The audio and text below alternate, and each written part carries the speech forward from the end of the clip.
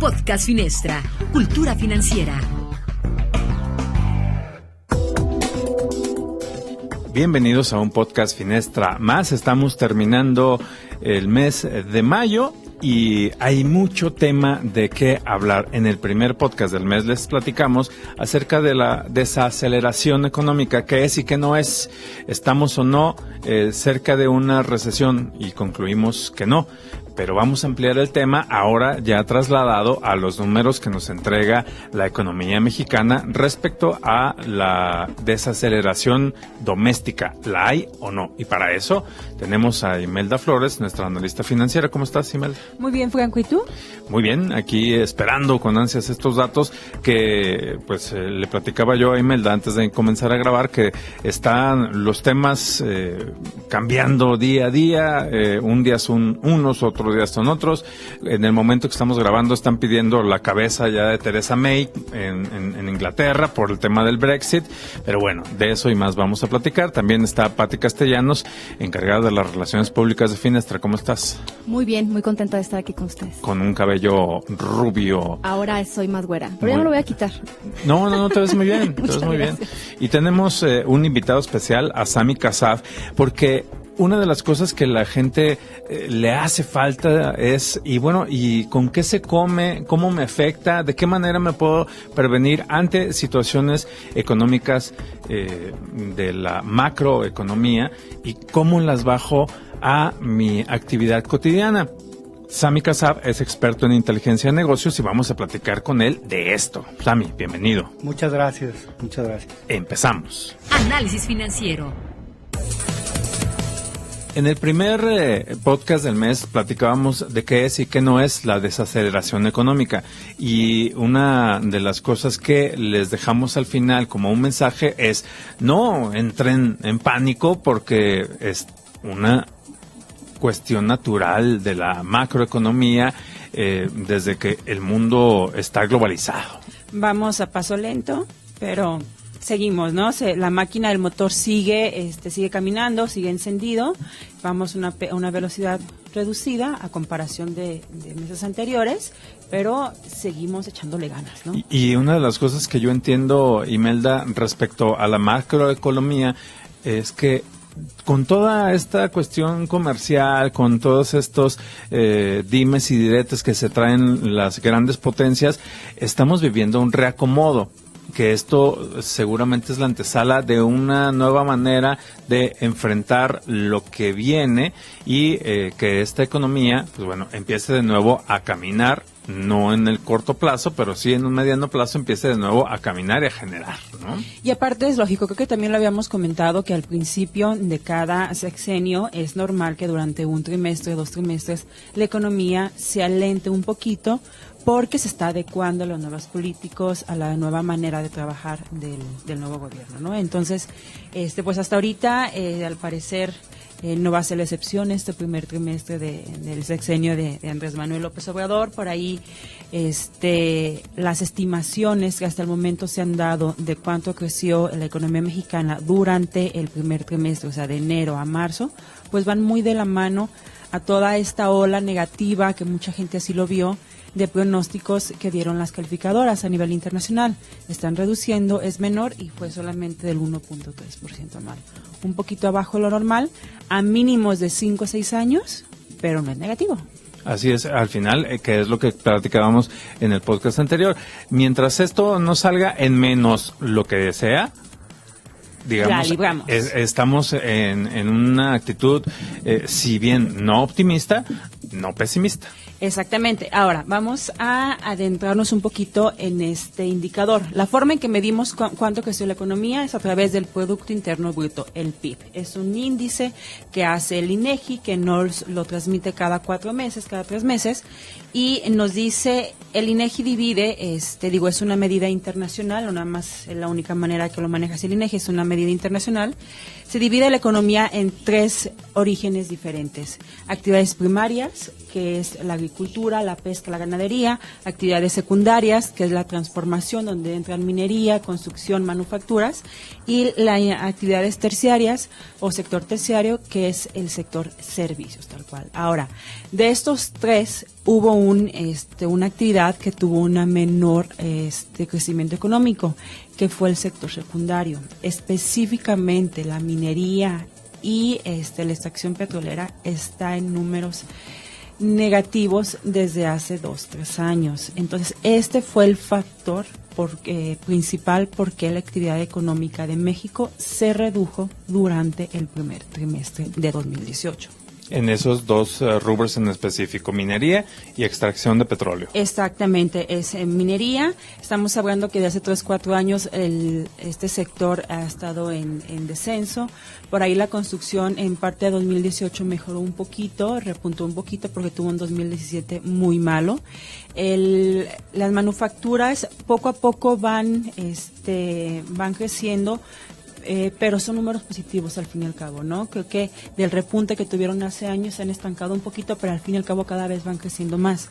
Pero al comparar las 3 actividades primarias, secundarias y terciarias, podemos observar que la agricultura, la pesca y los servicios tienen una tendencia alcista completamente, van creciendo constantemente de un trimestre a otro, mientras que las actividades secundarias, llámese lo que comentamos, minería, energía, construcción, manufactura, tuvo un crecimiento, el mayor crecimiento lo tuvieron en 2015 y a partir de ese entonces pues está estacional, no está creciendo, no hay un descenso importante en ese sector, pero no está creciendo como las otras actividades. Y que también podríamos decir que es un ciclo natural. Después de haber tenido una gran actividad, pues bueno, llega un momento, como en los vuelos de los aviones, que empiezan a subir y llega un momento en que entras en modo crucero, que le dicen los expertos de la aviación, para después descender. Estamos en modo crucero,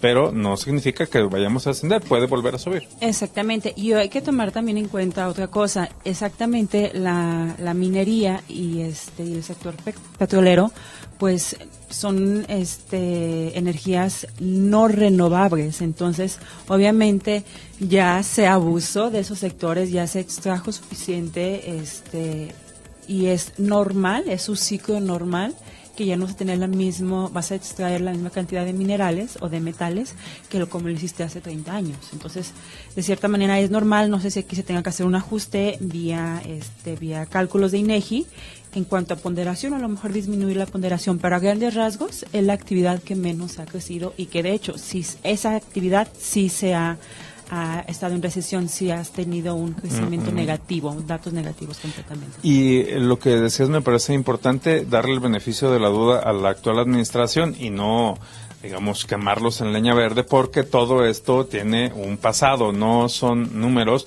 que se están generando a partir de la entrada de la nueva administración. No, esto es... de hecho, podemos decir que durante el primer trimestre de un sexenio no necesariamente se van a reflejar tal cual las actividades o las reglas del nuevo gobierno, porque todavía, en una economía no puedes decir párale aquí y ya a partir del 1 de diciembre ya es otra forma de actuar, es completamente erróneo ese decir. Entonces, durante yo creo que todavía unos 2 semestres, 2 trimestres, estamos viendo actividades que repercuten de los trimestres anteriores o de sexenios, no nada más del sexenio de Peña Nieto, sino de sexenio de Felipe Calderón, porque hablando de las reformas, de la reforma educativa, que bueno, se acaba de cambiar, de la reforma energética, las bases se sustentaron en parte al final de Felipe Calderón y al principio de Peña Nieto. Entonces no es como que inmediatamente es los resultados de Andrés Manuel. Para ver sus resultados necesitamos esperar más trimestres, esperar una evolución y tener como una adecuación ya de sus políticas en la economía, no nada más a nivel nacional, sino también doméstica. Además, una de las cosas que hay que entender que el discurso político es una cosa respecto a Pemex, pero sí es un sector, lo secundario, que hay que atender, ¿no? Es un sector que hay que atender, si bien no es el principal, el de mayor ponderación para medir la actividad económica del país, que en este caso es el sector terciario de servicios, que es el que tiene el mayor peso, pero sí es obviamente este sector secundario, específicamente la minería y el petróleo, pues dan de comer a familias, tienen el sustento de empresas. Entonces sí es algo que se debe de arreglar, modificar o buscar alternativas para que esos sectores sigan creciendo, y al fin y al cabo sí son energías no renovables, pero al fin y al cabo las necesitamos. Entonces debemos de encontrar alguna manera de renovar o de mejorar esos sectores, porque al fin y al cabo son necesarios, ¿no? Uh-huh. Y pues no todo es Pemex, no todo es la minería, pero en esta ocasión pues están afectando el crecimiento económico a un mayor ritmo, lo están deteniendo, y volvemos a tocar este punto. No hemos entrado en números negativos, tenemos todavía un colchón, un margen, aunque sea del 1.3%, tenemos todavía un margen de crecimiento. Sí, y nada más para cerrar, creo que hemos comentado mucho de que los números positivos, o que últimamente los números de México son positivos, y es correcto. Nada más quiero mencionar que la última vez que los números de crecimiento económico de México fueron negativos fue entre 2009 y 2010, que fue derivado de la crisis económica de 2008, la subprime, que nació en Estados Unidos y que pegó a todo el mundo, ¿no? Fue el último momento que tuvimos un crecimiento negativo en el país. De entonces para acá ha habido un crecimiento, en ocasiones con mayor ritmo, con ocasiones con menor ritmo, pero es un crecimiento. Y lo que yo entiendo y lo que he estado viendo en los noticieros y en los periódicos es que de repente estos números, aunque sean positivos, sirven para generar una tensión entre algunos sectores políticos para algunos intereses muy particulares, ¿no? Intereses políticos e intereses económicos y de inversión. Simplemente si ves números positivos, el político va a decir, miren qué bien lo estoy haciendo. En cuestiones empresariales o de inversión, pues simplemente van a aumentar el atractivo de México para inversiones, tanto en bolsa, en bonos gubernamentales o empresariales, como en inversiones de infraestructura en el país, entonces, o empresariales. Uh-huh. Entonces hay que tomarlo todo en la justa medida. Exactamente. Entrevista. Toda esta información macroeconómica, ¿cómo la bajamos a nuestro día a día? ¿Cómo le hacemos y cómo no entramos en pánico? Porque al final, cuando en los noticieros y en los periódicos nos dan esta información que parece que nos pone al borde del abismo, aquí el tema es, uno, no caer en esa provocación de tomar decisiones arrebatadas. Creo que una de las cosas que podemos hacer es siempre tener medidas de prevención, que esas en casa, para accidentes, para cualquier riesgo económico, incluso para tener un seguro, implica ya una actitud de tener una medida de prevención. Pero Sami Kassab, que es el experto en inteligencia de negocios, pues seguramente tendrá una postura al respecto, porque en la economía, como poco sabemos, pues todo nos genera miedo, ¿no, Sami?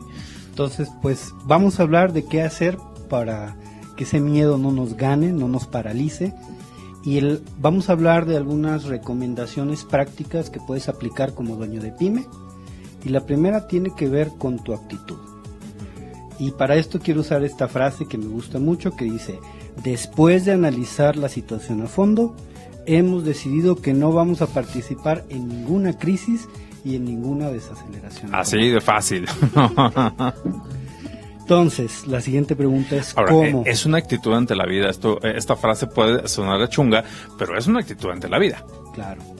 Entonces, los negocios, las pymes, solamente pueden estar en dos estados desde mi punto de vista. O están creciendo o se están muriendo, pero no se pueden mantener estáticas. Entonces, ¿cómo hacemos para que, si no vamos a participar en una desaceleración, nosotros podamos ir más rápido? Entonces, lo primero, por simple que parezca, es un plan. La mayoría de dueños de pyme que yo conozco no hacen plan. Entonces, aunque sea una vez al trimestre, un plan de acción claro. Sami, ¿y esto es un tema cultural? O sea, con Pati Castellanos hemos platicado que muchas veces nuestro gasto en términos de finanzas personales no lo planeamos. Bueno, si no se planea el gasto, imagínate, tampoco se planean los ingresos y tampoco se planea cómo, que es lo que a mí me interesa más, que como dueño de pyme estés planeando. Un problema que no es mi tema, pero es muy fácil de identificar, es que el dueño de pyme tiene un tren de vida que no corresponde con su realidad. Es decir, se da un nivel de vida que no corresponde con lo que genera su empresa. Y tenemos frecuentemente empresarios ricos o dueños de pymes ricos y empresas pobres. Entonces, lo primero, dijimos, es empezar por un buen plan, que sí contemple cómo voy a usar el dinero de manera inteligente, moderada. Ahí pues sería muy bueno que se dejaran asesorar por Rafael y su equipo, pero finalmente la parte que a mí me interesa es cómo vamos a ingresar más, que eso es para mí lo que va a hacer la diferencia. Alguien se preguntará, ¿y cómo inicio el plan si nunca lo he tenido? Excelente, entonces vamos a empezar por 2 estrategias clave. Hay una página que creé para ustedes que se llama aceleradordepymes.com, donde les dejé 3 artículos, después les voy a poner más que habla de cómo hacerlo, pero vamos a explicarlo aquí. ¿Cuáles son esas 2 estrategias clave para mí? Primero, un enfoque a resultados, completamente generar más utilidades. Y ahorita voy a hablar de cómo un dueño de pyme puede generar más utilidades. Eso vamos a decir que tiende a ser inmediato en el día a día. Y la segunda otra estrategia clave es volverme cada vez más eficiente y más sistemático con mi pyme para que yo pueda crecer de manera sustentable. Entonces, obviamente vamos a ir entendiendo cómo armar este plan y cómo generar más ingresos. Pero primero quiero hablar de los resultados. Un negocio que no genera utilidades, pues al final del día va a ser un problema. Entonces, para mí hay 2 enfermedades graves en una pyme. La primera es el cáncer de pyme. Y el segundo es el paro cardíaco de pyme. Entonces, fíjense, cuando nos da un paro cardíaco, Dios no lo quiera, a mí no me pasa y a nadie de ustedes, es un problema de que no circula la sangre. Y si no se resuelve rápido, simplemente te mueres. Entonces, una pyme, cuando no hay flujo de efectivo, está en una situación de paro cardíaco. Hay que resolverlo rápido. Y para no estar en esa situación, pues mejor hay que prevenirlo. Ahorita hablamos de cómo se previene el paro cardíaco de una pyme. El otro problema es el cáncer. A mí nunca me ha tocado conocer a alguien que se muera de cáncer de un día para otro. Dentro de las cosas malas del cáncer es que te va avisando, hay tiempo. Y para mí el cáncer de una pyme es que no genere utilidades. Y es muy fácil que una pyme, si tenga mucho flujo, entre y salga dinero por todos lados, pero no esté generando utilidades y ni cuenta se den. Entonces, la mejor forma de mantenerse acelerándose es mantenerse sano, para mí. Entonces, ¿cómo vamos a evitar esto? Primero, vamos al tema del flujo. Necesito tomar medidas de precaución para evitar que tenga problemas de flujo. Por muy básico que parezca, hacer mi reporte de flujo de efectivo. Son muchísimos los dueños de pyme que no hacen reporte de flujo de efectivo. Y esto lo tendrían que hacer. Absolutamente, no, ningún estado financiero. Bueno, lo que yo Más veo las comúnmente familiares. es que sí hacen, o el contador les hace estado de resultados. Tardío, que lo ven mes y medio después. Y que muchas veces los grandes empresarios, los que realmente han sido muy exitosos, nos dicen, dale más importancia al flujo efectivo. Porque ¿qué te sirve que llegue el contador y te diga, mira, ganamos 2 millones de pesos, ahí está la utilidad, tienes que pagar impuestos? Y tú dices, pues sí, pero ¿dónde están los 2 millones, no? Entonces, el flujo efectivo, el reporte de flujo efectivo, por básico que sea, nos responde esa pregunta. ¿Y tendría que ser diario, semanal, quincenal? Cuando una empresa ya está en una situación realmente grave, hay que verlo diario. Pero es horrible estar en una situación donde tienes que ver el reporte de flujo efectivo diario, ¿no? Verlo hoy en día con toda la tecnología que hay en la nube y con todo el software que hay, una vez a la semana no tiene nada descabellado. Además, si se va alimentando la información en el día a día, pues lo puedes traer en tu celular y verlo. Y bueno, ya si tu situación económica está muy cómoda y eso, la puedes ver por lo menos una vez al mes. Pero sí hay que ver el reporte de flujo efectivo. Ahora, no solo verlo, sino tomar acciones. Entonces, Muchas veces el problema de falta de flujo efectivo es que no estás ingresando dinero. Pueden ser dos causas. Una es que también tienes cáncer y no estás vendiendo, o que sí estás vendiendo y no te están pagando. Entonces, esto implica pues tomar precauciones para que sí te paguen. Y vamos a lo más básico y lo más obvio. Muchas veces la gente no paga porque no le cobras, punto. Entonces, hay que hacer un buen proceso de cobranza y hay que volverse estrictos con el proceso de cobranza. Ahora, ante una posible desaceleración, a mucha gente le va muy bien y a otra no muy bien y a otra les va muy mal. Tú puedes escoger también a tus clientes y también te puedes prevenir. Entonces puedes estudiar tu situación y ver quiénes son los que más riesgos te pueden generar y tomar medidas. Pero lo más importante es que estés cobrando, que tengas un buen reporte de cobranza y que tengas un buen proceso de cobranza. También, si estás viendo que la cobranza se dificulta, volverse muy inteligente con tus compras, especialmente con tus inventarios, con lo que vas a pagar. Y bueno, muchas veces el que tiene dinero en una situación de estas puede conseguir mejores precios, puede negociar mejor, pero todo está en la planeación. Y ese reporte básico de flujo de efectivo, para mí, junto con una buena cobranza, un buen proceso y una buena planeación, es lo que me puede salvar de paro cardíaco. Y Sammy, esto que nos estás comentando me parece de negocios elementales, ¿no? O sea, de negocios uno. Llevar controles específicos. Una empresa que no tiene controles está destinada a ser un verdadero desastre. Mira, vamos a hablar de la otra causa para mí de muerte de una pyme, que es el que le llamo cáncer de pyme, que mata más lento pero termina matando. Yo hago casi todas las semanas un evento donde junto un promedio de 15 a 20 dueños de pyme para que me conozcan y para que yo los conozca a ellos. En más de un 95% no saben, como dueños de pyme, cuánto generan de utilidades.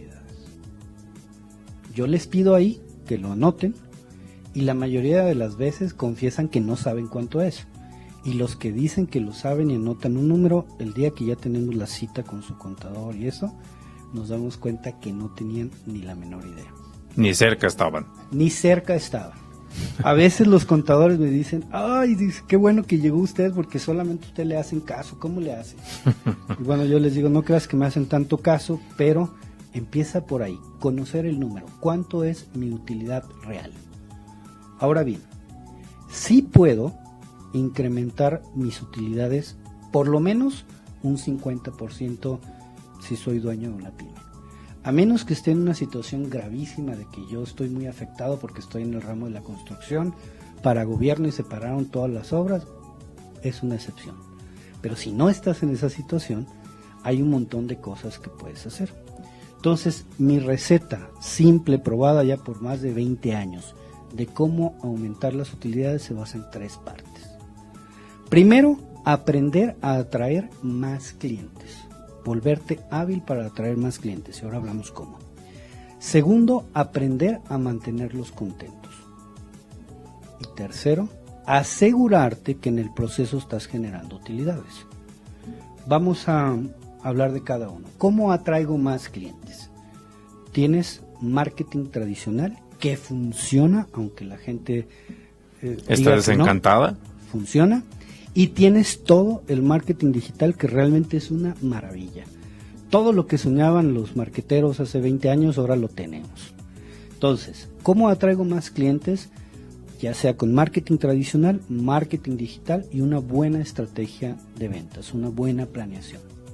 Ahora bien, ya que los atraigo, más vale que cumpla la promesa de ventas que hice cuando los atraje, porque si no voy a provocar un desencanto y ese cliente no me va a seguir comprando. Y si mi cliente no me sigue comprando, cada vez voy a tener que estar haciendo más y más y más marketing y es como tirar el dinero a la basura. Entonces, la combinación de estas dos cosas es esencial. De nada me sirve hacer marketing nada más así, si no estoy seguro que voy a poder cumplir la promesa de ventas. Ahora bien, son muchos los que logran atraer clientes, pero no siempre logran mantenerlos contentos. Sin embargo, hay un tercer nivel, gente que logra atraer clientes, los mantiene contentos y no gana dinero. Porque no siempre, Parece una ironía absoluta, ¿no? Pero ocurre. no siempre un cliente totalmente contento y satisfecho es lo mismo que un cliente rentable. Porque tú te puedes desvivir por atender a ese cliente y va a quedar súper feliz, pero probablemente no ganes dinero. Tus márgenes en cero por mantenerlo, ¿no? Exactamente. Y la cosa más triste de esto es que si tú no haces un buen marketing porque no tienes claro tu cliente ideal y no tienes claro a quién quieres atraer, adivina quiénes te van a llegar. Más de esos clientes que esperan de ti que seas bueno, bonito, barato, que los dejes súper satisfecho a un precio muy bajo. Porque si tú no atraes al cliente, van a llegar. Pero cuando el cliente llega solo, él solo pone las condiciones. Ujú. Entonces, muchas veces cuando yo no veo estas tres partes como un todo y aíslo el marketing de la operación, de la administración y no los hago que funcionen como una sola cosa, me puedo ver en esa situación de tener un montón de clientes y no estar ganando dinero. Entonces, yo puedo hacer 2 o 3 estrategias de cada uno de estos rubros para simplemente aumentar mis utilidades un 40-50%. ¿Qué voy a hacer para atraer más clientes? Bueno, escoger unas 2 o 3 estrategias que no esté haciendo y que le tengo fe. Por ejemplo, puedo usar redes sociales, por ejemplo, hay una tecnología que nos encanta que es inbound marketing, puedo usar funnels, o sea, hay un montón de cosas que yo podría hacer y que no estoy haciendo para atraer más clientes. Más vale que haya trabajado en definir muy bien qué tipo de cliente quiero atraer, porque si no lo defino bien, probablemente atraiga clientes peores que los que tenía. Entonces, con esa claridad, ahora me voy a asegurar que sea yo completamente capaz de cumplir la promesa de ventas. Y tengo que revisar el marketing y la promesa de ventas constantemente, porque a lo mejor mi promesa no es atractiva y por eso no atraigo clientes. Quiere decir que enfrentar una situación económica adversa, uno, tiene que poner mucho el empresario, sea pequeño, mediano, grande, de su parte. Tiene que ser un estratega y tiene que estar teniendo esos parámetros de medición siempre. Mira, cuando yo le pregunto a los dueños de negocios ¿cuántos libros has leído de negocios en los últimos 6 meses? Gracias a Peña Nieto ya nadie contesta esa pregunta a la ligera. Porque saben que la siguiente pregunta es, bueno, ¿y cuántos libros has leído?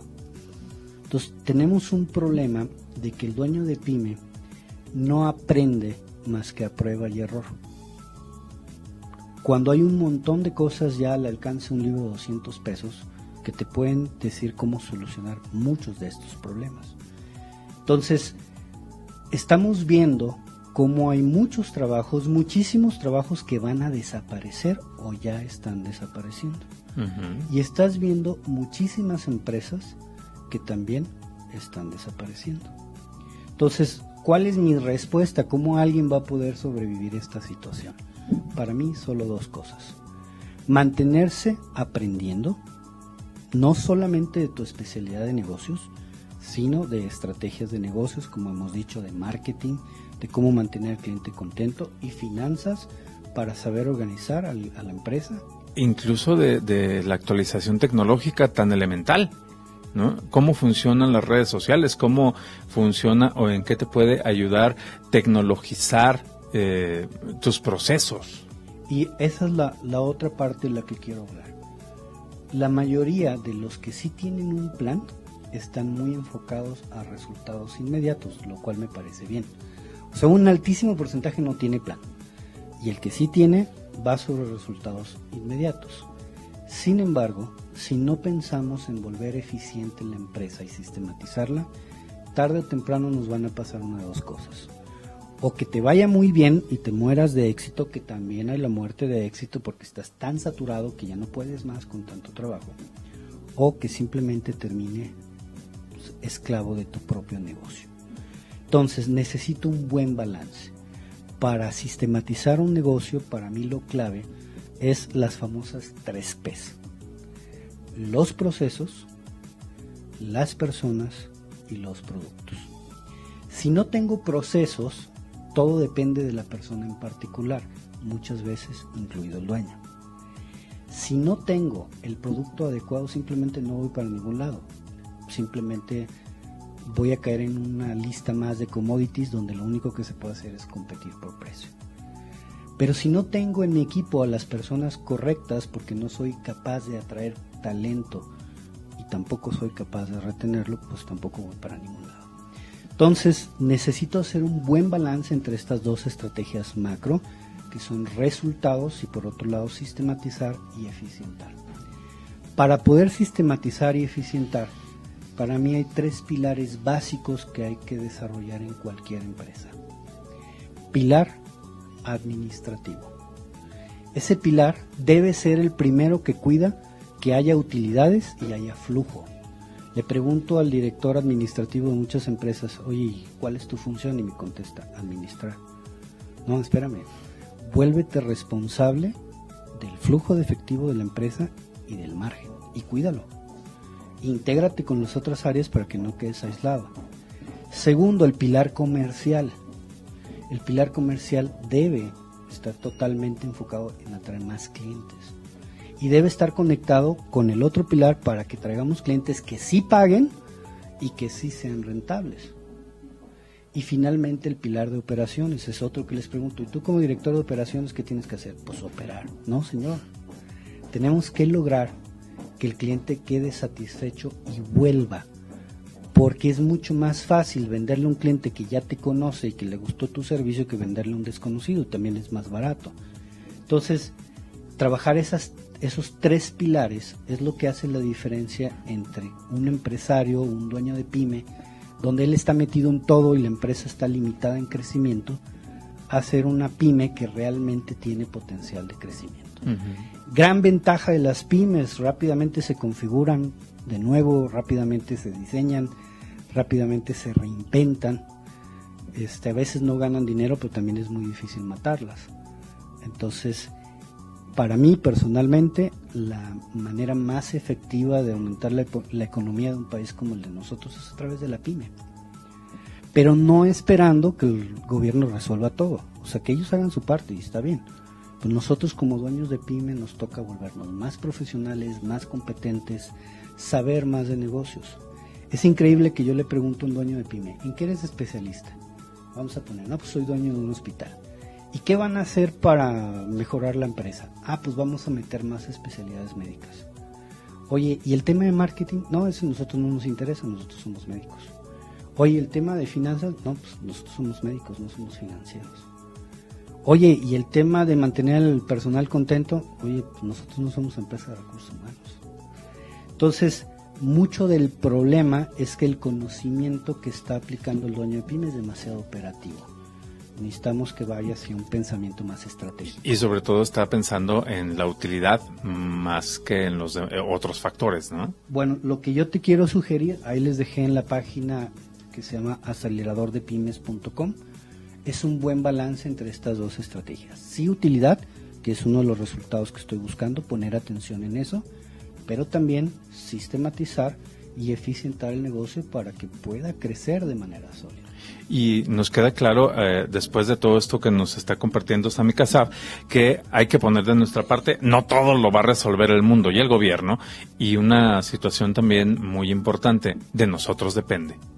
O sea, que una desaceleración económica mundial, que son decisiones de políticos y de estrategas de países, nos afecta en la medida que nos dejemos. El problema, al único que yo le tendría miedo, es que no hice nada por mucho tiempo y esta posible desaceleración que siempre, yo tengo 46 años, he escuchado de una y otra manera cada año, que me agarre desprevenido a pesar de que tengo 46 años escuchándolo. Si de repente mis productos se dejan de vender, si mis servicios se dejan de comprar, no pasó de un momento para otro, es que estaba dormido y no me di cuenta. Ojalá pueda prevenir con tiempo, rediseñar lo que estoy ofreciendo al mercado para que se adapte a las nuevas necesidades y no me agarren con los dedos en la puerta y me vaya previniendo. Ahora, si ya me pasó, pues ni modo, voy a tener que, en medio de la crisis, salir adelante. Pero si yo estoy viendo, hay un montón de oportunidades para los dueños de pyme en esta situación. Las que se ponen a temblar para mí son los grandes corporativos que tienen una enorme cantidad de gente y un montón de políticas y donde realmente es muy difícil hacer cambios. El dueño de pyme yo diría que se alegre porque normalmente si se pone listo se le vienen muchas más oportunidades que en otras circunstancias. Yo mismo, sobre todo cuando empecé, pude entrar en empresas que nunca me hubieran dado la oportunidad si es porque no podían trabajar con otros proveedores. No me conocían, no tenía yo el prestigio que ahora tengo y así entré, gracias a que no podían pagarlo otros proveedores y resulta que fui mejor. Entonces las oportunidades siempre se están dando en estas situaciones y especialmente para los dueños de pyme. Yo le tengo muchísima fe al dueño de pyme, pero sí, pues que se vuelva cada vez más competente como dueño de pyme. Uh-huh. Porque en nivel de negocio, si nos hicieran un examen, estamos gravemente reprobadísimos. Sí. Pues de eso, de eso estaría bien después hacer un podcast del nivel de negocios que tenemos en este país y que de repente aparece ya reflejado cuando vemos los números, ¿no? De la macroeconomía. Pues Sami Kassab, experto en inteligencia de negocios, muchas gracias por todos los conceptos que nos has compartido. Creo que han empatado perfecto con lo que les hemos dicho a lo largo de todos estos podcasts. Mucho orden, mucha planeación, mucha revisión, muchos objetivos, estarlos buscando y sobre todo pues mucha conciencia. Y para que puedan reafirmar estos conceptos, ahí les dejo la página aceleradordepymes.com, donde les dejo 3 artículos resumiendo lo que hablamos aquí. ¿Y dónde te pueden ubicar, Sami? En esa página, aceleradordepymes.com, y si quieren mi teléfono, 3146-0189, pero yo preferiría que empiecen por ver estos artículos. Muy bien, pues con eso nos quedamos. Sami, muchas gracias. Gracias a ustedes. Finanzas personales.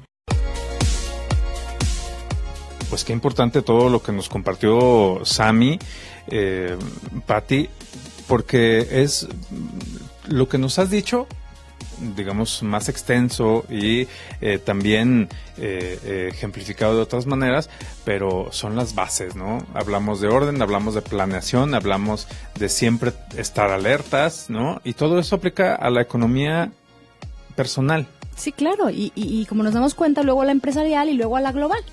Entonces vamos partiendo de estos sencillos puntos que hemos venido diciendo en tantos y que incluso al país, ¿no? Claro. Sí, claro, es que es una base, o sea, es necesario o es importantísimo que nosotros entendamos todo lo que siempre nos ha dicho Pati. Si no ponemos en orden nuestras finanzas personales, pues de ahí difícilmente vas a tener en orden las de la empresa, las de la familia, las del país, las del... Claro. Exactamente, y creo que algo que me dejó muy claro es de Sami, un comentario que hizo es, no hay que ver para el día siguiente, hay que planear, y eso lo tiene que hacer, lo tenemos que hacer nosotros como personas, como empresarios, como administradores de un hospital, de una entidad gubernamental y de un país, ¿no? No puedes poner de un día para otro, no puede llegar una persona a decir de aquí a mañana vamos a hacer eso, quitamos aquí, quitamos allá, porque claro, obviamente en la economía que está todo conectado, perfectamente conectado, hay una pieza que va a caer y esa pieza al fin y al cabo va a afectar a todo el sistema económico, ¿no? Entonces es importantísimo tener base económicas, de proyección, de planeación, para tener una mejor vida, no nada más económica, sino mental. Sí, por supuesto. Y que, éxito en todos los ámbitos. ¿no? Y que en el podcast pasado hablábamos de la importancia de las mamás en la economía. Uh-huh. Pues bueno, si ellas, la mayoría de las mujeres básicamente lo hacen por una cuestión natural, una intuición, pero si tuviéramos la preparación y este tema fundamental, si leyéramos de negocios para hacer negocios, pues bueno, la verdad nos iría de otra manera. Por supuesto, tanto en lo familiar como a nivel país. Y por eso, Pati, creo que es muy pertinente decir que las charlas que ofreces siempre respecto a la economía personal son fundamentales para empezar. Cuando alguien siempre dice, sí, es que se oye muy bonito, pero ¿cómo le hago? Exactamente, para eso estamos nosotros, no se preocupe. Tenemos unas charlas que nosotros denominamos Finanzas para No Financieros y es completamente gratuito debido a un programa de cultura financiera que tiene la empresa para poder ser socialmente responsables, ¿no? Ya es momento de que todos nos sumemos a esto, de que pongamos un granito de arena para ser mejor como persona, como empresas, como país. Y estas charlas, si usted está interesado, mínimo tiene que haber 25 personas. Puedo ir a la institución, a la empresa, a su grupo de amigas, donde usted guste. Lo importante es compartir esta información, que estoy segura le va a cambiar la vida. Porque vamos a hablar de cómo sí se puede generar todo esto desde nada, ¿no? Si piensa usted que no tiene la cultura financiera y que es muy difícil, con estas charlas, con las bases simples, podemos comenzar a que nuestra vida financiera cambie. Y el primer paso es levantar el teléfono, juntar a esas 25 personas y llamar. Y por ahí empezamos. Exactamente. Así es de que 36 15 40 50 y nos ponemos de acuerdo. Gracias, Pati. A ti, hasta luego. Tipo de cambio. Y muchas cosas han pasado de la última vez que hicimos la grabación del podcast al día de hoy. La guerra comercial entre Estados Unidos y China se ha puesto... Color de hormiga. Color de hormiga. Y a mí, Imelda, todos los días me levanto a revisar la prensa de economía y de finanzas, la nacional y alguna internacional, y me divierto muchísimo. Me da miedo, pero me divierto mucho porque cada día hay una ocurrencia del presidente de Estados Unidos o del primer ministro de China o de las compañías. Ahora estamos en la guerra con Huawei. Acabo de leer a un ministro chino decir que Estados Unidos odia a Huawei porque el logo de Huawei es la manzana de Apple partida. Y llega a un momento ya de surrealismo absoluto lo que estamos viviendo, pero nos tiene, la verdad, y a la economía mundial preocupados. Sí, hemos pasado cuántas veces en esto de un sube y baja de emociones, de sube y baja de volatilidad, sube y baja de incertidumbre, derivado específicamente de estas diferencias comerciales entre Estados Unidos y China. Pero ahora estas diferencias están tomando...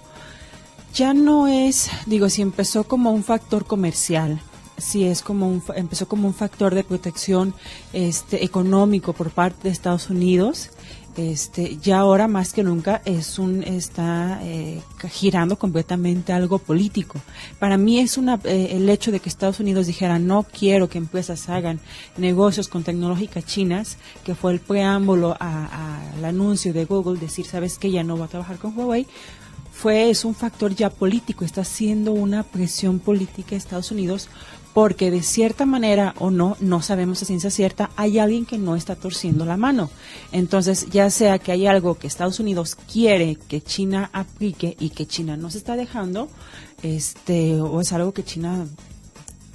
No sé, es una novela muy, muy divertida pero está afectando a los mercados internacionales. Y yo lo pienso también en esto que dices, y para explicarle también a la gente cómo de repente hay muchas cosas que van unidas y que parece que están sueltas y no tienen nada que ver.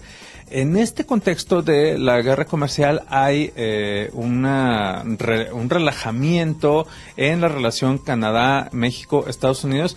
Quitan los aranceles al aluminio y al acero que nos tuvieron hace más de un año con una discusión económica importante. Entonces, un año después, resulta que Trump, de todo lo que dijo de esos impuestos, ya se echó para atrás. Y entonces ya ahora todos somos felices, se quitan los aranceles de todos, le piden a México que ceda en algunos puntos, Canadá cede en otros, pero al final de cuentas se arregla ese tema. Se arregla el tema y es más o menos lo que podríamos ver ahora con Estados Unidos y China. O sea, ese tema de aranceles de aluminio y de acero en México estaba de cierta manera condicionando o una de las tantas condiciones para que se firme el nuevo tratado de libre comercio, el TEMEC. Entonces, el hecho de que, ese es un punto. Obviamente ni México ni Canadá iban a querer aceptar o firmar, porque desde el principio se habló que esa negociación iría aparte de las negociaciones que se hicieron de actualizar el tratado. Entonces, ese era un punto. Otro punto es, y que va de la mano con lo que acordaron en el acuerdo, en la redundancia, es las reformas al sector laboral en México. Entonces, esa es otra barrera que está por ahí cambiando, que ya se cambió en México, y que debe de aceptar o aprobar los mexicanos, el Congreso, para que se llegue a los requisitos mínimos que pidió la nueva actualización. Entonces, es el otro factor. Regresando al aluminio, tal cual, ya se arregló lo del aluminio, lo del arancel, entonces... Surge lo del jitomate también. Surge lo del jitomate, en algún momento se va veremos qué tanto poder tiene este gremio para aplicar presión a decir, ¿sabes qué? Llegar a decirle a Jesús Seade, pues méteme en la negociación, porque es obvio que los acereros pues dijeron, méteme en la negociación, el nivel o la capacidad de este sector es muy amplio y afectaba a tantos que tenía que resolverse. Entonces veremos el gremio jitomatero si tiene esa capacidad de decir, oye, méteme también antes de que aceptes esto. Condiciona a partir de mi sector. Negocia por mí, o sea, apóyame en esta parte, ¿no? Entonces, es lo mismo que estamos viendo con Estados Unidos y China, con Google y con Huawei. Y es eso, o sea, para mí el punto es, ok, ¿lo queremos resolver? ¿Queremos llegar a un acuerdo? La empresa va por dentro. Y aquí lo que me queda perfectamente claro es que son estrategias de negociación de capitalismo salvaje, sí. Pero al final de cuentas llegarán a un punto de acuerdo donde esto que estamos viendo ahora se va a resolver en un tiempo.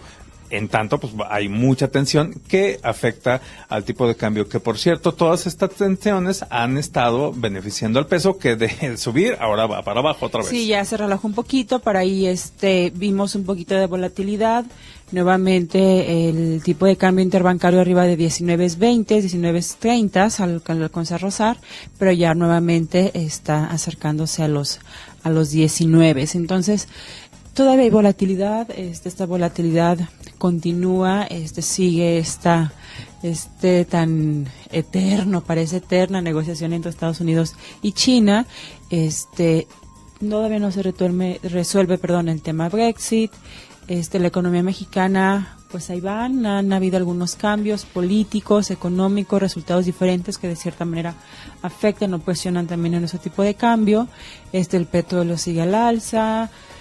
Hay inflación presente, entonces hay factores para que mantengan al tipo de cambio los niveles que están o que lo impulsen. Estamos ya de nuevo a punto de bajar de los 19 pesos por dólar, entonces hay muchos factores que mantienen presión. Quizá para el siguiente podcast estemos hablando de que hay de nuevo una estabilidad abajo de los 19 o pueda subir. Pero abajo de los 19 no creo que mucho sea lo que esté. 18.80. Podemos ver un 18.80, 18.75 a lo mucho. Por ahí desde hace tiempo vemos un 18.50. Pero ver ahorita un 18.50 es como en algún momento, es como ver el 20, ¿no? O sea, son niveles mínimos o máximos que pues momentáneamente nos sorprenderían, pero que sabemos que es normal o que había una probabilidad importante que llegara a cotizar el tipo de cambio, ¿no? Entonces, esperaríamos para los próximos semanas, si todo sigue igual como en los últimos meses, es que el tipo de cambio esté sobre 18.80, 19.20, que es como está últimamente. Nada más, otra vez recalcar, volatilidad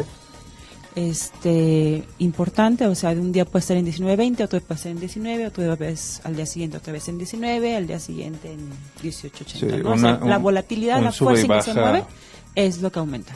Pues con esta perspectiva nos vamos y volverles a reiterar que el tipo de cambio está ahora sometido a todo lo que pase a nivel internacional. Por supuesto que las negociaciones con empresas como Uber, Cabify, que se están haciendo para que ahora se paguen impuestos y no los pagan las empresas sino los empleados, bueno, sí afectan la economía, sí afecta el cambio en la dirección del Instituto Mexicano del Seguro Social, sí afecta las medidas que está tomando Hacienda, pero el gran porcentaje viene de fuera. Exactamente. Pues bueno, con eso nos quedamos. Pati Castellanos, encargada de Relaciones Públicas de Finestra, muchas gracias. No, gracias a ustedes, como siempre. Esperemos verte en el siguiente podcast de nuevo rubia. Ay, no, pues no sé. Imelda Flores, analista financiera de Finestra, muchas gracias. Al contrario, buen día a ustedes. Se despide de ustedes Franco Daniel Gómez. Nos escuchamos en el siguiente. Esto fue Podcast Finestra, Cultura Financiera.